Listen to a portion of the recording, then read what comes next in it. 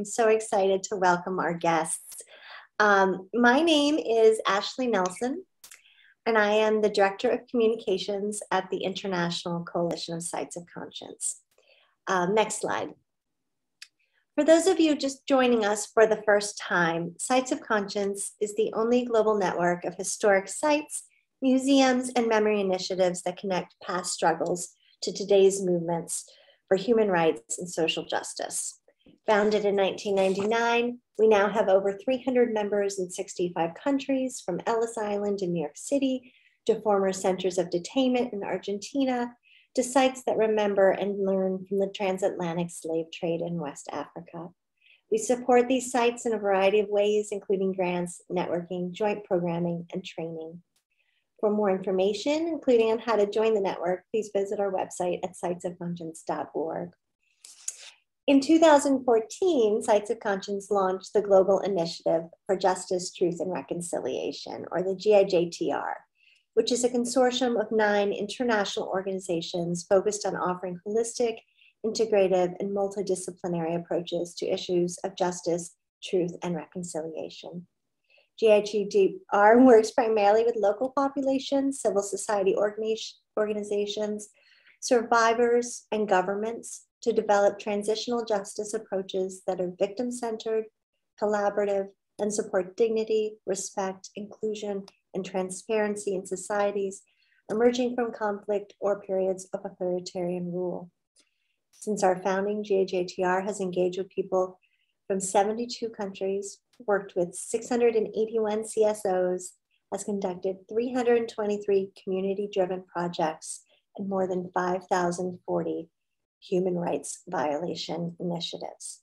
This session on transitional justice in media is sponsored by GIJTR, and all of our wonderful participants have also been active, all of our wonderful panelists have been active participants in GIJTR's programming in Guinea, which is focused in part on connecting activists with journalists in the country to make the transitional process there more accessible to everyday people, and to ensure that survivors play an integral role in building a more peaceful and just future there. We'll go to the next slide.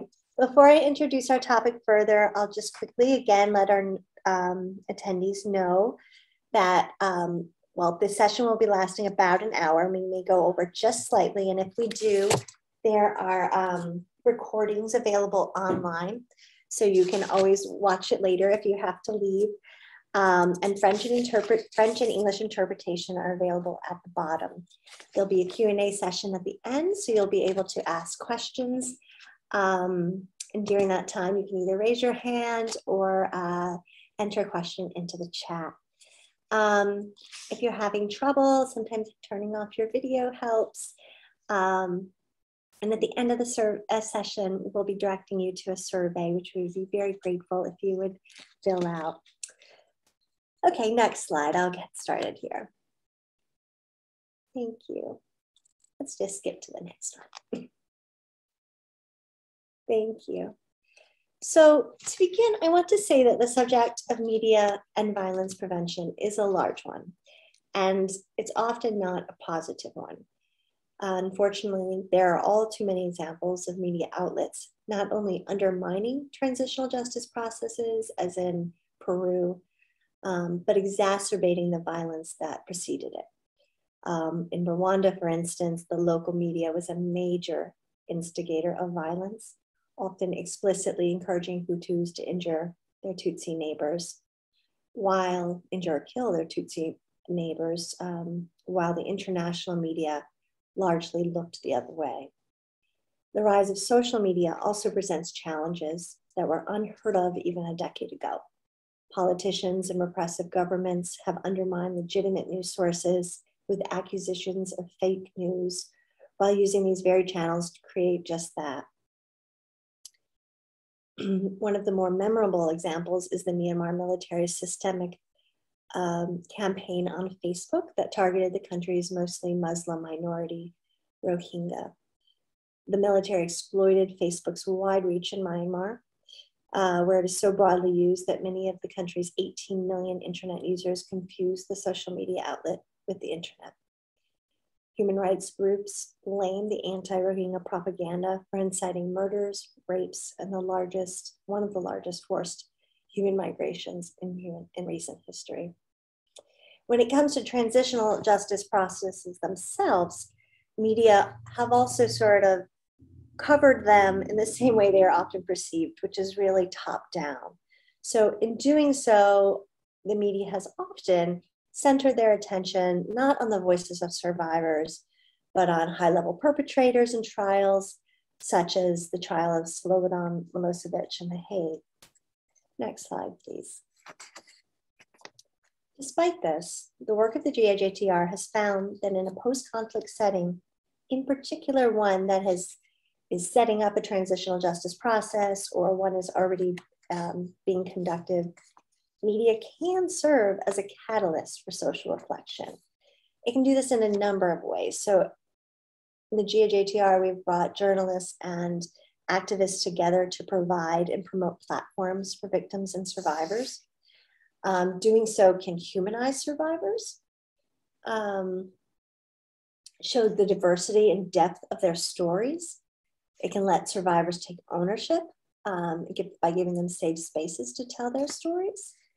And then media can also be a conduit or a channel of communication between what can be sometimes very legal jargon and the public. So it can make, it can bring it home to sort of everyday people. It can provide accurate descriptions of the TJ process and developments.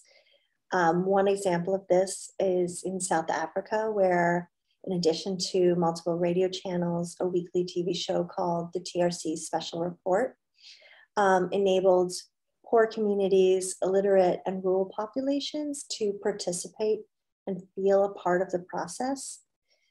And of course, media can also serve as a watchdog and as a promoter of a democratic sort of public space where it supports transparent, tolerant dialogue and action. The image here is from Ukraine, where many reports have credited initial tweets by journalists and activists as the key mechanism that brought hundreds of thousands of Ukrainians into the street years ago. And I think we still see their resilience today. So next slide. With all that said, it is my pleasure to welcome our three panelists today, all of whom are from Guinea in West Africa. For those of you who may not be familiar with this specific context, since its independence in 1958, Guinea has experienced cycles of violence characterized by massive human rights violations, destructive transitions of power, and ethnic and political tensions that have been exacerbated by authoritarian rulers who failed to hold perpetrators accountable. More recently, on September 28, 2009, military officials opened fire at a pro-democracy protest at the country's main stadium in Conakry, killing 156 civilians and raping at least 109 women and girls. The Stadium Massacre, as it has come to be known, has renewed efforts by victims' organizations seeking accountability and justice in the country. To bolster these efforts, since 2017, the GIJTR has provided technical, programmatic, and financial support to civil society organizations in the country. Multiple times since then, GIJTR has brought together journalists and activists to troubleshoot challenges related to media and transitional justice. For instance, sharing techniques to interview and elevate survivors' voices in the media. And they've also brought them together to collaborate on positive solutions, including a national media strategy. So given that context, I'm so thrilled to have with us three participants from that group, two activists and a journalist. Next slide. I'll start with Asmau Diallo, a human rights activist with a degree in agricultural sciences. Asmau lost her 33-year-old son at the September 28th Stadium Massacre, after which she helped found AVIPA, the Association of Victims, Parents, and Friends of September 28th, which provides holistic assistance to victims and their families including medical, psychological, and socioeconomic services. The group also advocates for the participation of survivors in judicial proceedings related to the event, as well as for accountability for those responsible in the construction of new laws preventing such violence in the future. Next, we have Suleiman Kamara, who has been a civil society activist since 2011, focusing on youth and human rights. He holds a master's degree in human resources as well. Since 2015, he has worked with Avipa, specifically supporting the rights of victims. And in 2018, he became the program director for the National Coalition for the Reconciliation in Guinea, or CONIGREG, which I'm happy to say is a state of conscience. Just see here. Sorry, give me 1 second. Sorry, the group's main mission is to work despite political and ethnic differences to create a social cohesion and guarantee of national reconciliation. And finally, I'm so excited to welcome Chaku Balde, a journalist specializing since 1995 in education at the National Radio Broadcasting of Guinea. He's also a civil society activist with CONIGREG, and since 2015 has been president of the Alliance of Media and Human Rights in Guinea. In addition, he's a consultant in communications, advocacy, and social mobilization. Welcome all. I'm so happy you're here. Thank you. Chaku, I think I'm going to begin with you. Perhaps as a journalist, you can kind of give us an overall summary of the primary challenges facing journalists covering transitional processes. As you were beginning to do this, what challenges did you face? Let's see, Chaku, are you there?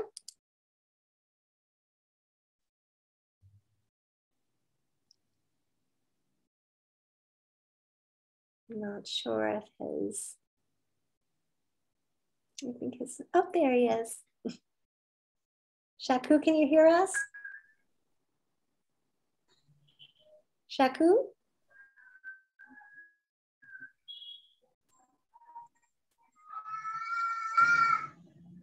Chaku, can you hear us? Oui, allô? Hello, how are you? Oui, bonjour. Bonjour. I'm wondering if you can get us started by Oui, je suis là. J'avais des problèmes de connexion. Oui. Est-ce que vous me recevez?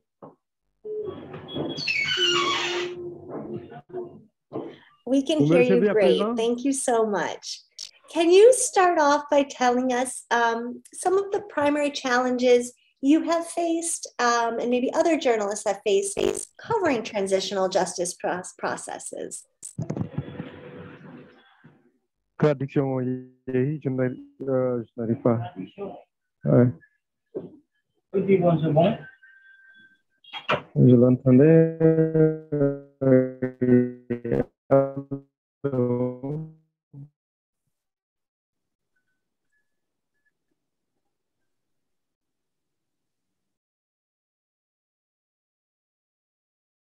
Okay, maybe Chaku, maybe. Français, oui. Interprétation en langue, you know.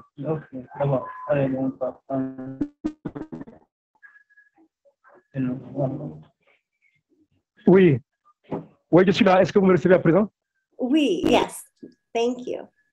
Oui, alors bonjour. Bonjour. I'm wondering if you could tell us about your experiences, the main challenges facing journalists covering transitional justice processes.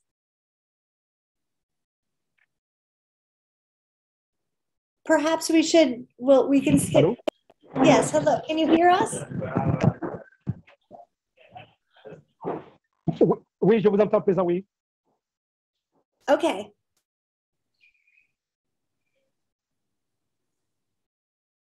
You can go, Chaku, if you can talk.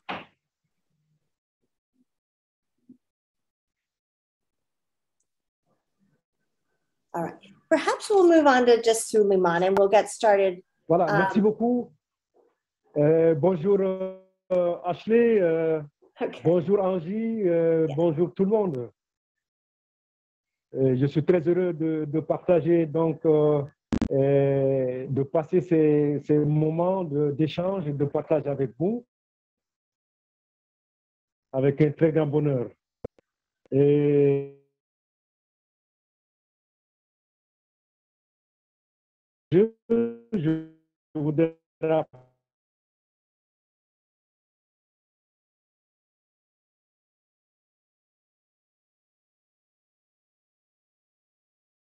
que le concept de justice est moins nouveau en Guinée, parce qu'en fait, c'est créé des Nations Unies aux droits de l'homme, et c'est en fait eux qui ont introduit le concept ici et dans notre pays.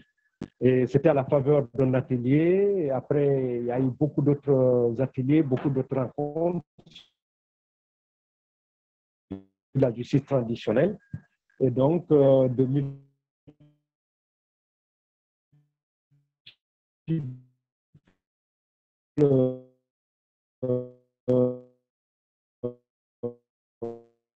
formations ont eu lieu sur les activités de la justice traditionnelle, de l'explication du concept et de ces prix que le concept il est encore pas très bien maîtrisé, pas très bien du mécanisme de justice traditionnelle, de ces principes à travers tout le pays. Donc la maîtrise encore n'est pas parfaite. Il y a plus ou moins d'ignorance du concept. Et surtout au niveau des journalistes. Malgré quelques formations qu'on a eu à faire, mais il y a encore beaucoup à faire pour vulgariser le concept et le maîtriser dans le monde des médias. Alors, pour répondre, pour en venir à la question proprement dite, par rapport aux défis. Alors, le premier défi, c'est justement, comme je le disais tantôt, c'est la connaissance et l'appréhension du concept par les médias. C'est le manque donc de vulgarisation du processus de justice traditionnelle. C'est la méconnaissance donc par de nombreux journalistes du concept. Alors, le deuxième défi, c'est la situation politique. La situation politique du pays qui est marquée par, qui a été longtemps marquée depuis 1958 par des années de dictature, de déni de justice, marquée par l'impunité et les violations des droits humains. Alors, tous ces facteurs-là ont eu pour conséquence le manque de confiance entre les Guinéens.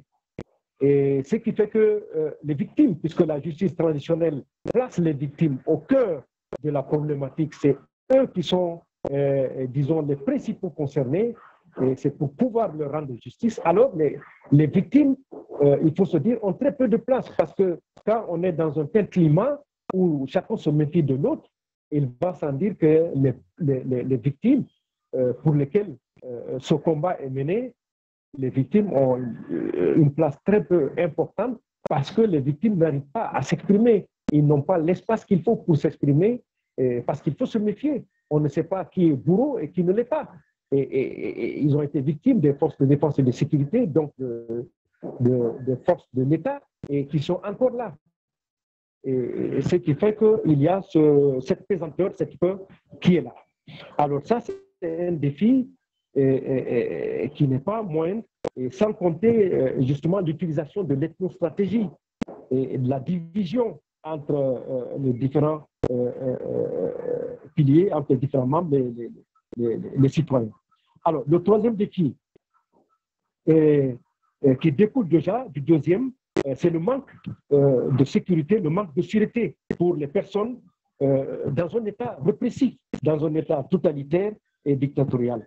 Alors, cela pose le problème des journalistes qui doivent travailler pour informer, pour sensibiliser, et pour mobiliser et faire le plaidoyer nécessaire pour la justice traditionnelle. Il va sans dire que ces journalistes eux-mêmes, comme vous le voyez, ils évoluent dans un environnement qui n'est pas sûr. Et dans la mesure où leur sécurité n'est pas assurée, la sécurité des victimes n'est pas assurée, la sécurité des proches, des témoins et des proches n'est pas assurée, il va sans dire que c'est un climat particulièrement difficile dans lequel se débattent les journalistes. Donc voilà, c'est quelques défis. Et pour par rapport aux solutions, je ne sais pas si je vais y aller directement, que je voudrais proposer justement pour réussir à relever justement ces défis-là. Je ne sais pas s'il faut, est-ce qu'il faut que j'y aille directement ou alors on va attendre. You can go ahead. Please go ahead. Allô? Yes, go ahead. Est-ce que vous me recevez? Voilà, voilà, très bien. Alors, par rapport aux clés, vraiment, voilà, très bien. Alors, par rapport aux clés, pour résoudre justement ce problème de sécurité au niveau des médias, des journalistes dans l'optique, dans la couverture justement des activités liées à la justice transitionnelle. Et il faut tout d'abord, la première clé, c'est de réussir à amener tous les journalistes donc à s'impliquer, à s'engager pour la justice transitionnelle en Guinée. Et pour cela, il faut les motiver. Et cette motivation passe d'abord par l'information, par la formation, par la conscientisation. Il faut renforcer leur capacité par rapport à la justice traditionnelle. Comme je le disais tantôt, beaucoup de journalistes ne savent pas, ils entendent parler de la justice traditionnelle, ils se demandent ce que c'est. Et il y en a qui pensent même que la justice traditionnelle est liée à une période de transition. Et comme la Guinée, nous sommes à notre 3e transition, et les gens pensent que c'est toujours quand il y a transition, alors qu'il faut parler de justice. Et cette justice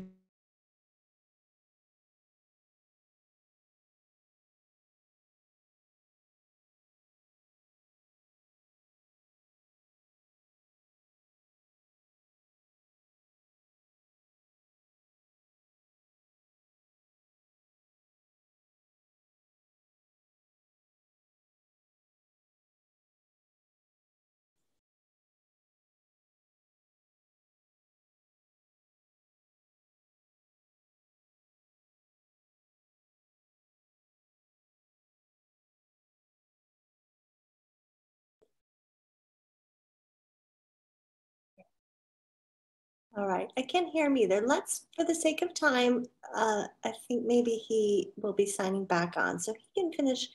Let's move on to Suleiman, if you wouldn't mind.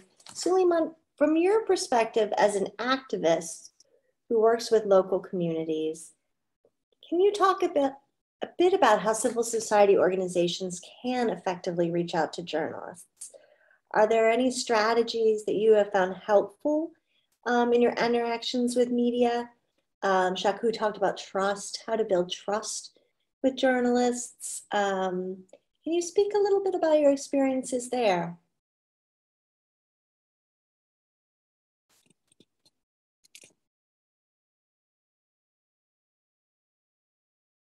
Merci Ashley. Donc, comme l'a dit tout à l'heure mon confrère Chaiko, c'est la meilleure façon déjà de travailler avec les médias, c'est de les intégrer dans notre travail.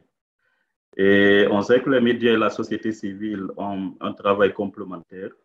Ils ont aussi un rôle de surveillance. Et à nous deux, c'est-à-dire la société civile et les médias, nous arrivons à inciter l'État parfois à rendre des comptes et à faire les choses dans l'intérêt de la population. Le problème est quand les médias ne comprennent pas ce que nous faisons. Parfois, ils passent le mauvais message.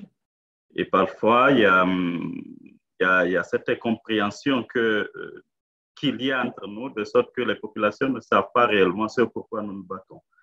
Et nous sommes dit pour réellement atteindre notre cible et fidèle à ce que nous faisons, c'est-à-dire les activités de plaidoyer, il va falloir vraiment travailler avec les médias. Et pour un début, il va falloir les impliquer dans nos activités. Et comme Chaïkou l'a dit tout à l'heure, la stratégie que nous avons adoptée ici à Conakry, en Guinée, c'est déjà de les associer à nos activités de formation. On parle de justice transitionnelle, on parle de prévention de conflits, mais s'ils ne savent pas de quoi il s'agit, difficilement ils pourront relayer le bon message vers les ayants droit des messages.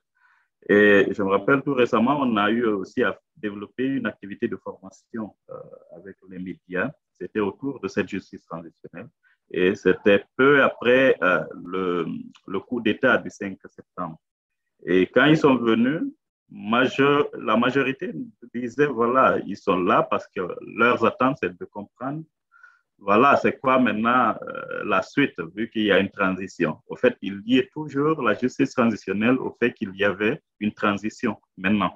Donc, il y a une incompréhension de la chose, il y a une incompréhension du concept de justice transitionnelle. Du coup, il fallait qu'on leur fasse comprendre de quoi il s'agissait.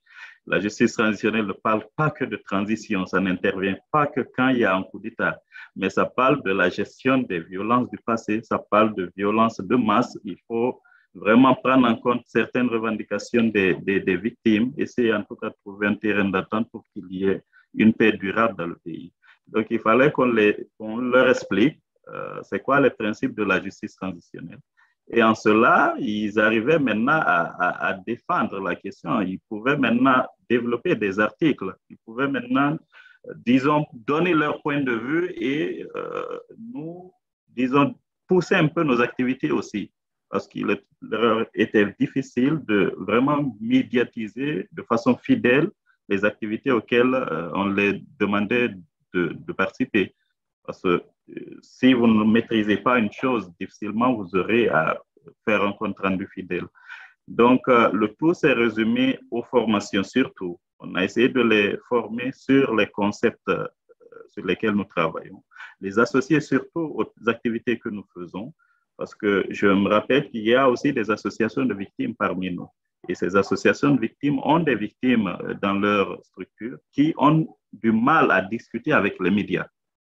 On a eu plusieurs mésaventures avec certaines victimes qui, à un moment donné, donnaient leur histoire et retrouvaient leurs histoires sur les réseaux sociaux.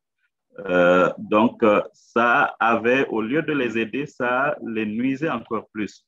Donc, il fallait déjà préparer les médias sur comment travailler avec les victimes. Quels sont les types de récits qu'il va émettre sur des réseaux sociaux? Comment faire pour protéger aussi les victimes? Parce que c'est de ça qu'il s'agit. Il faut en même temps faire un plaidoyer autour de l'histoire de la victime, mais il faut aussi la protéger. Et il y a certaines formations qu'on a eu à développer avec ces médias pour leur montrer vraiment l'importance des fiches de consentement des victimes pour que vraiment cela n'ait pas des impacts nuisibles sur la vie de ces personnes. Et au-delà de cela, il y a eu aussi les formations sur comment, disons, mener des activités de plaidoyer. Parce qu'il faut le reconnaître, les ONG, la société civile et les médias ont un rôle, comme je le disais tout à l'heure, complémentaire. Nous menons tous des activités de plaidoyer. Donc, il faudrait que nous nous épaulions pour que les messages que nous voulons faire passer soient bien véhiculés et qu'ils soient bien compris vraiment par la population, mais aussi par les autorités.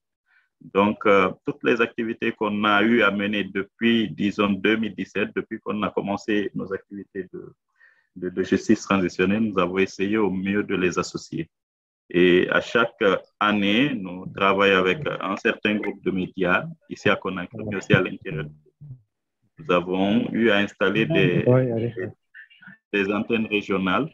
Et dans ces antennes régionales, chaque antenne a en son sein un journaliste, 2 journalistes. En tout cas, il y a les médias qui sont inclus. Ça nous permet, nous, de vraiment, au-delà de nos voix, de pouvoir confier cette charge de prévenir certains conflits à ces médias, parce que leurs messages au sein des médias sont écoutés. Ils ont une influence. Donc, il faudrait qu'ils fassent les bons messages. Il faudrait vraiment qu'ils soient acteurs de paix au lieu d'enflammer la population. Et au-delà de tous ces aspects, force est de reconnaître qu'à un moment donné, la Guinée était dans une situation très complexe, de sorte que les médias étaient affiliés soit au gouvernement ou parfois aux partis politiques. Dès qu'un média commençait vraiment à développer certains articles, on voyait carrément, voilà, lui, c'est un pro-gouvernement ou lui, c'est un pro-opposition.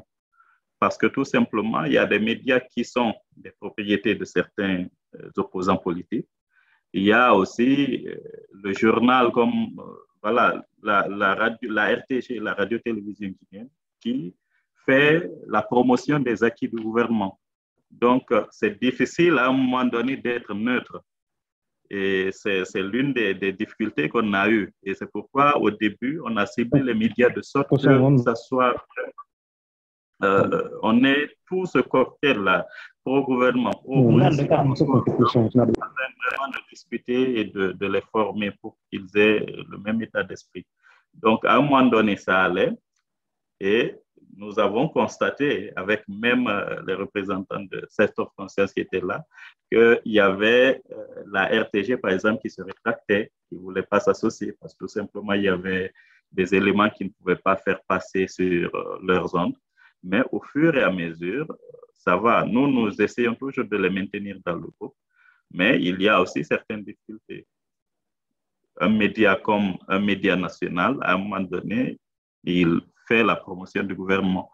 On ne peut pas faire autrement. Mais on essaie en tout cas de travailler avec tout ceci pour qu'ils puissent comprendre ce pourquoi nous nous battons, pour qu'ils puissent comprendre qu'on a en tout cas une cause commune, c'est celle des victimes, c'est celle de la population guinéenne.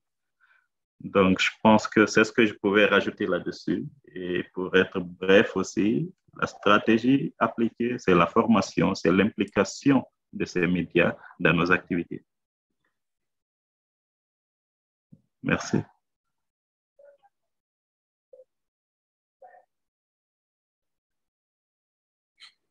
That was wonderful. Thank you so much, Suleiman. Alors, je suis revenu, est-ce que je peux... Oh. Allô? Yes, hello, Shaku. I'm so happy you're back. I'm going to just ask Asmao a question, and then I'll let you speak. Is that okay? All right, thank you. So, Asmao, you know, Suleiman talked about the importance of working with survivors. And this is what you have done now for over a decade. But can you talk about maybe how we can bring survivors and the media together in a respectful way? How can we make survivors feel safe and secure in sharing their stories?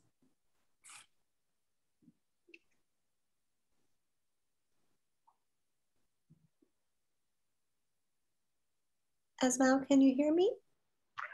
Merci. Je vous entends, merci beaucoup et j'apprécie beaucoup les questions et surtout Suleiman et Chaïkou Baldé, ils ont déjà donné beaucoup de détails. En un mot, je vais dire que la participation des journalistes pour la protection surtout des victimes, et je dirais là que c'est juste la confidentialité. La confidentialité, c'est très important parce que si un journaliste rencontre une victime, par exemple, il l'écoute et que le lendemain, on retrouve ça ailleurs, c'est très compliqué pour nous. Je prends l'exemple sur une de nos victimes qui avait été écoutée par une radio et ça devait être entre le journaliste et la victime. Malheureusement, cette victime a retrouvé tout le récit de ce qu'elle a eu à dire devant ce journaliste. Elle a retrouvé ça dans les réseaux sociaux et elle avait même quitté la Guinée parce qu'elle avait beaucoup de difficultés. Finalement, elle a quitté la Guinée pour l'Italie. Elle a eu de sérieux problèmes. Il a fallu qu'on fasse beaucoup de démarches pour pouvoir vraiment récupérer cette vidéo sur la toile. Donc, je dirais que la formation, ils l'ont déjà dit, il faut absolument qu'on continue à former les journalistes pour qu'ils sachent exactement c'est quoi la justice transitionnelle, parce que je peux dire que ce n'est pas tout le monde qui sait ce que c'est. Depuis 2017 à nos jours, nous, aujourd'hui, on peut dire qu'on connaît un peu ce que ça veut dire. Parce que en Guinée, ce n'est pas tout le monde qui parle de justice transitionnelle. Nous parlons toujours de justice pénale. Et c'est en faisant des formations avec cette of conscience, on a compris jusqu'où ça peut aller, la justice transitionnelle. Donc, nous savons déjà que c'est un pilier qui peut aider les victimes. Par exemple, les victimes du 28 septembre, nous réclamons une justice pénale. Mais il peut arriver qu'on trouve d'autres qui seront vraiment dans la justice transitionnelle. Et il y a d'autres victimes aussi en Guinée qui vont aller vers une justice transitionnelle. Mais il faudrait qu'ils comprennent qu'est-ce que ça veut dire. Maintenant, par rapport aux journalistes, pour que ça puisse vraiment aller à bon terme avec les victimes, avec même la population guinéenne, il faudrait que les journalistes sachent comment expliquer et sans déborder.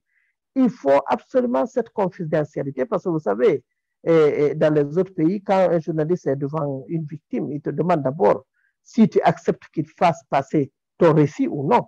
Mais en Guinée, ce n'est pas le cas. Et dès qu'ils ont des informations, il y a d'autres qui font passer sans demander le consentement. Alors ça, je pense que c'est important qu'on revienne un peu sur ça. Et déjà, cette conscience avait commencé à former les journalistes.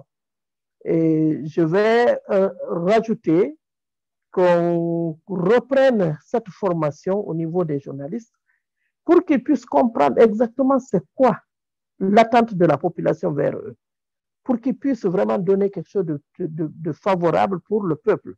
Parce qu'il ne faudrait pas que ce soit les journalistes qui vont nuire finalement à la population. Au contraire, c'est les journalistes normalement qui doivent vraiment départager les choses et mettre tout le monde à l'aise.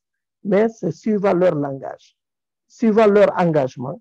Donc, c'est très important qu'ils puissent vraiment avoir une bonne formation sur cette justice transitionnelle et qu'ils sachent comment se comporter devant une victime. Parce que ça, c'est très important aussi. Et les victimes qui sont avec nous, c'est des personnes très fragiles et nous avons beaucoup géré, nous avons beaucoup fait pour qu'elles ne se retrouvent pas vraiment dans des situations encore difficiles. Parce qu'avant, on ne les permettait pas du tout d'aller devant un journaliste. Mais il a fallu beaucoup de formation au niveau de la VIPA. On a fait beaucoup de sensibilisation. Aujourd'hui, les victimes acceptent de venir devant les journalistes pour s'exprimer. Mais surtout les journalistes qui sont formés par cette conscience. Nous les ciblons, nous, comme on a leur base de données, on sait avec qui il faut aller, donc on envoie les victimes vers ceux-là.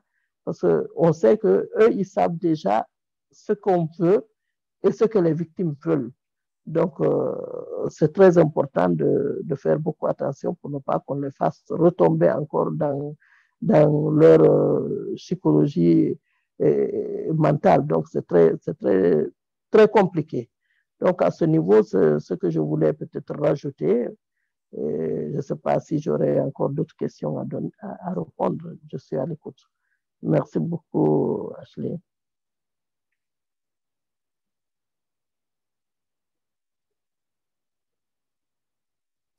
Thank you so much. I see Shaku is back again with us, although I don't think his sound is working yet. I'm very interested in the subject of security has come up again and again. We can switch to the next slide.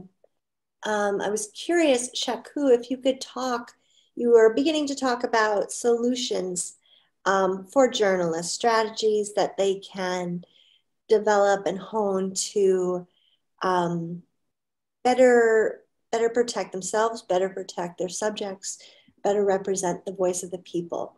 Can you maybe talk a little bit more about security, how journalists in Guinea and other contexts, work around any practical advice you might have for journalists working in particularly repressive settings?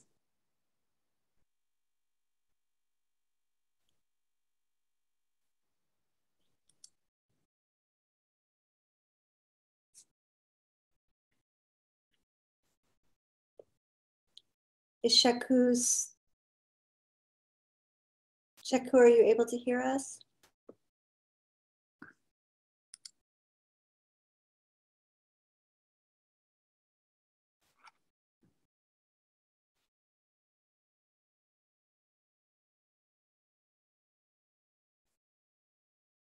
Shaku?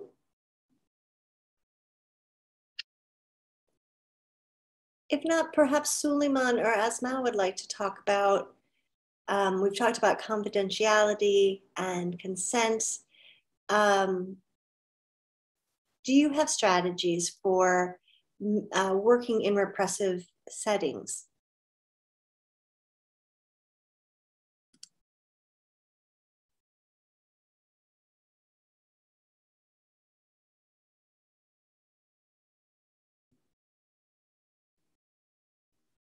Shaku, Asma, Suleiman, anyone would like to take that?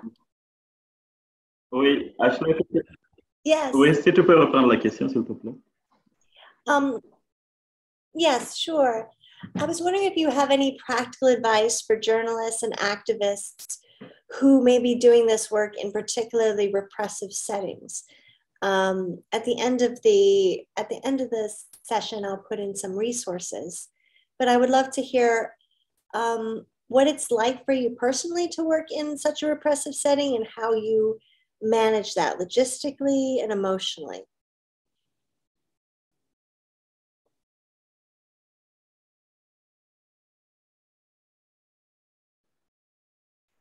Merci pour la question. Et c'est très compliqué, hein, c'est très compliqué. Mais nous mettons en avant l'aspect psychosocial. Pourquoi je le dis? Parce que dans chacun de nos modules de formation, ceux qu'on a reçus, ceux qu'on partage avec les journalistes, nous mettons en avant la compassion, se mettre à la place de l'autre. Il faudrait que les journalistes aussi arrivent à se mettre à la place des victimes, savoir à leur place, il est déjà difficile de partager ce qu'elles ont vécu parce que ce sont pour la plupart du temps des expériences traumatisantes. Et il faut aussi qu'elles comprennent que ce n'est pas aisé de partager son histoire. Ce n'est pas aisé aussi de voir son histoire mise en avant de la scène sur les réseaux sociaux. Donc, c'est pourquoi cet aspect psychosocial, la psychologie, nous l'intégrons dans nos formations et nous essayons de faire des cas pratiques pour que les journalistes aussi arrivent à se mettre à la place des victimes. Et de notre côté, on le fait aussi avec les victimes. Je vous le dis, il est difficile d'écouter une victime et de rentrer chez soi le soir, d'avoir en tout cas une vie tout à fait normale comme au début. Parce que comme vous le savez, vous êtes chargé d'émotions, vous êtes chargé de la vie d'autrui et vous êtes là, vous pensez à cette personne. Parfois, nous-mêmes en tant qu'activistes, c'est difficile. Nous avons parfois des pressions, nous avons cette situation stressante à laquelle nous avons besoin parfois de nous déconnecter carrément. Mais heureusement, on fait aussi des séances de formation périodiques qui nous permettent aussi de nous défouler, de parler et de recharger les batteries. Mais pour dire vrai, la meilleure stratégie pour amener les autres à nous comprendre, c'est de leur partager notre façon de vivre, ce qu'on a vécu et notre façon de voir les choses. Ça développe en tout cas l'empathie et c'est ce que nous faisons avec les journalistes. Aujourd'hui, je prends l'exemple sur une des journalistes, c'est Adiratou Baldé, qu'on a eu à former et qui jusqu'à présent vient souvent dans nos centres de formation voir les victimes travailler. Il y a une espèce de lien qui s'est créé entre elles et les survivantes. Donc, elles ont une facilité de lui parler, partager leurs histoires avec elle. Et elle écrit très souvent sur son blog pour parler de ces femmes, parler de leur force. Et ça, pourquoi? Parce qu'elle a aussi vécu, en quelque sorte, cette stigmatisation comme elles l'ont vécu. Et ça a créé une espèce de lien entre elles. Donc, je dirais que la meilleure façon d'amener les journalistes et les organisations, les sociétés civiles, les associations de victimes à collaborer, c'est ce partage, c'est développer l'empathie entre eux afin que chacune ou chacun comprenne pourquoi l'autre il est dans cette situation. Il est dans cette situation pas parce qu'il l'a voulu, mais parfois c'est la situation politique qu'il a souhaité. Et aujourd'hui, nous avons le devoir de nous aider, de nous épauler, chacun dans son domaine, chacun sur ce qu'il peut faire. Il peut mettre aussi à contribution ses compétences pour aider vraiment à ce que ces choses pareilles ne se reproduisent pas. Donc, et comme Asma l'a dit tout à l'heure, on a parfois du mal à se faire comprendre des journalistes. Ils prennent les histoires des victimes et voilà, ils mettent sur les réseaux sociaux pour avoir plus de vues, plus de likes, plus de... Voilà, mais...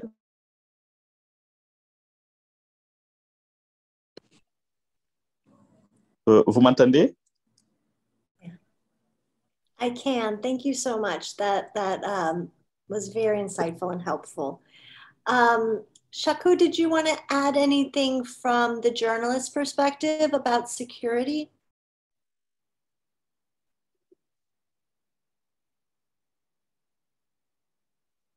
I'm not sure if Shaku can hear us correctly. So let me just go on to our final question, which is Suleiman and Asmao. Okay. I mean, with the rise of social media, in some sense, any activist can be a journalist. Can you share ways in which your two organizations have created their own media to share your histories and your messages? Suleiman, if you want to go first, and then Asmao.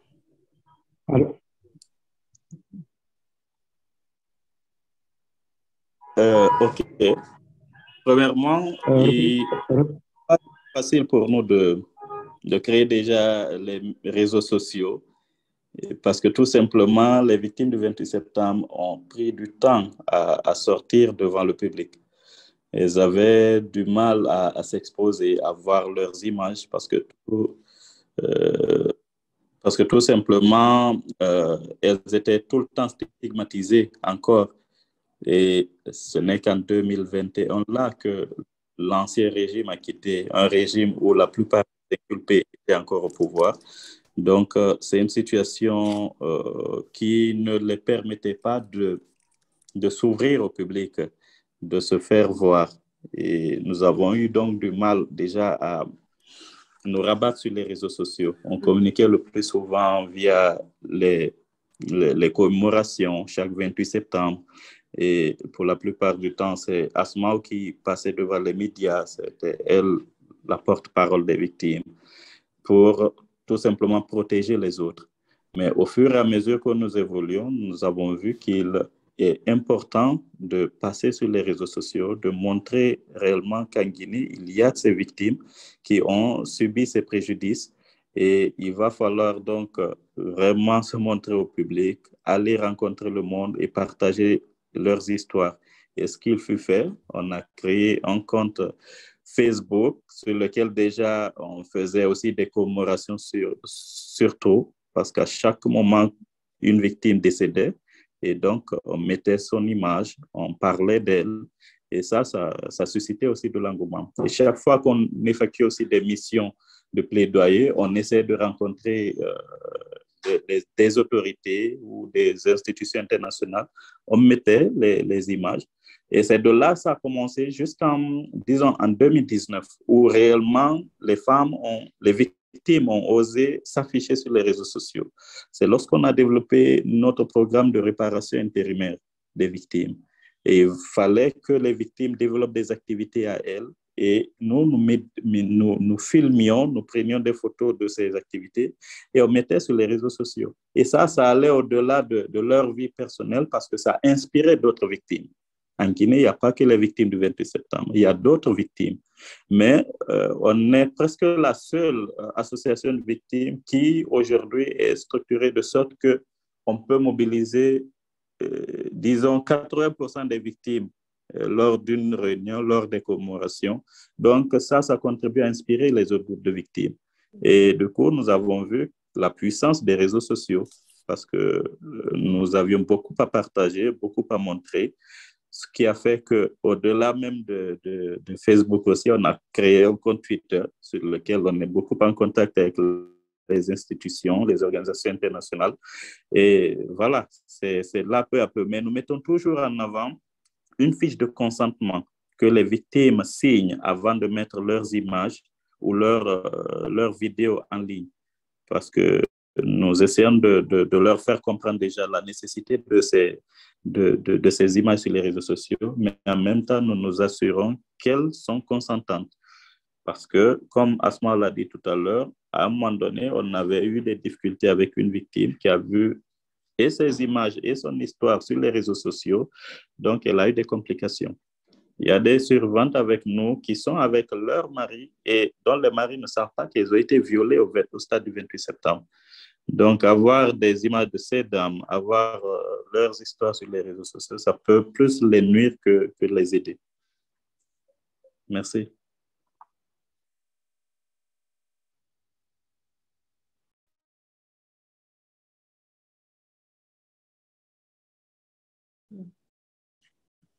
Thank you so much. Asma, do you have anything to add to that?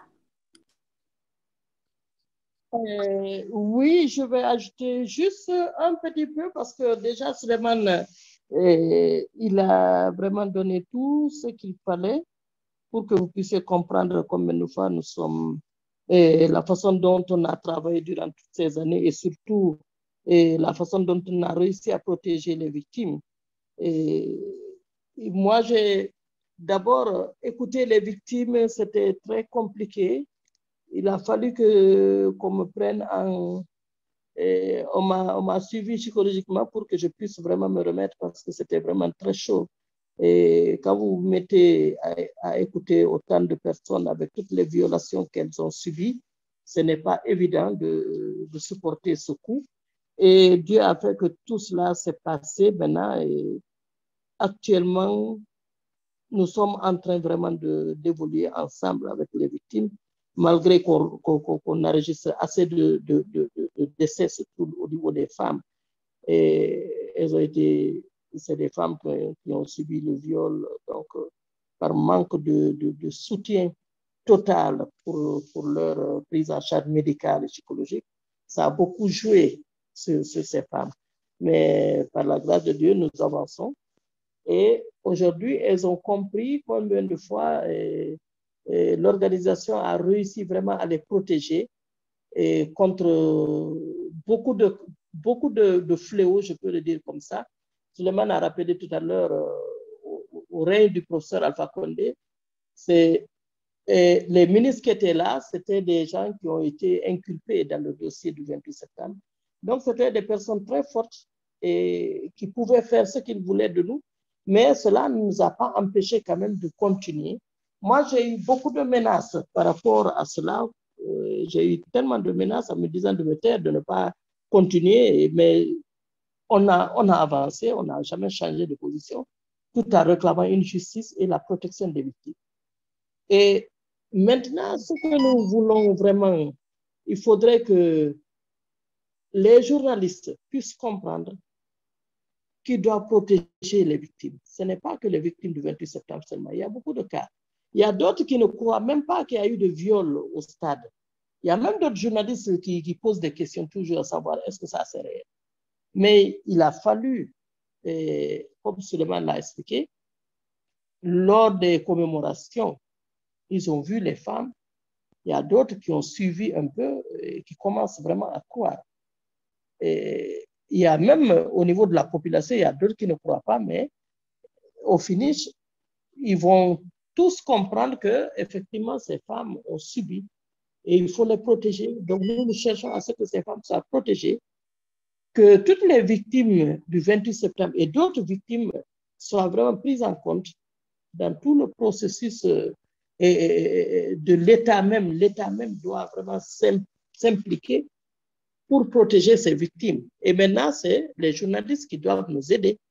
Comment ils vont nous aider? C'est de donner vraiment de bonnes informations. C'est de donner de bonnes informations et surtout de ne pas vraiment aller dans un sens négatif. Il faudrait qu'ils avancent sur vraiment un plan protectrice, un plan protecteur, je voulais dire, pour que les victimes soient vraiment protégées. Parce que sinon, vous savez, le langage du journaliste, ça compte beaucoup. Et s'il parle bien, ça aide. S'il ne parle pas bien, ça fait de clash. Et nous souhaitons que les journalistes guinéens soient vraiment à la hauteur.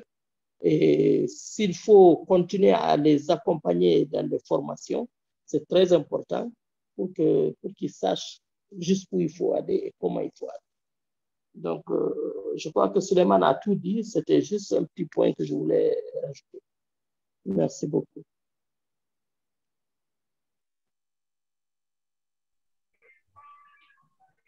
Thank you so much. We're wrapping up soon, but Shaku, would you like to add any final thoughts? I'm sorry you had connection issues. Would you like to add any thoughts on security in journalism or any final thoughts?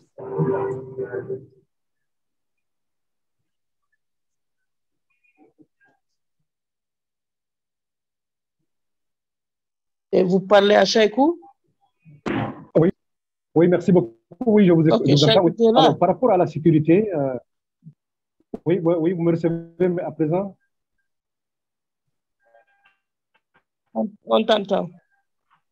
Voilà, alors par rapport à la sécurité, rapidement, il faut se dire que les journalistes qui s'investissent pour la justice traditionnelle sont des acteurs, des partenaires, des faiseurs de la paix et de la cohésion nationale et de la réconciliation. Donc, ils travaillent pour tout le monde, eux-mêmes et pour tout le monde. En tant que tel, leur sécurité physique et celle de leur matériel de travail doivent être assurés par l'État et par les forces de défense et de sécurité. Il faut se dire que aux journalistes eux-mêmes, je leur demande le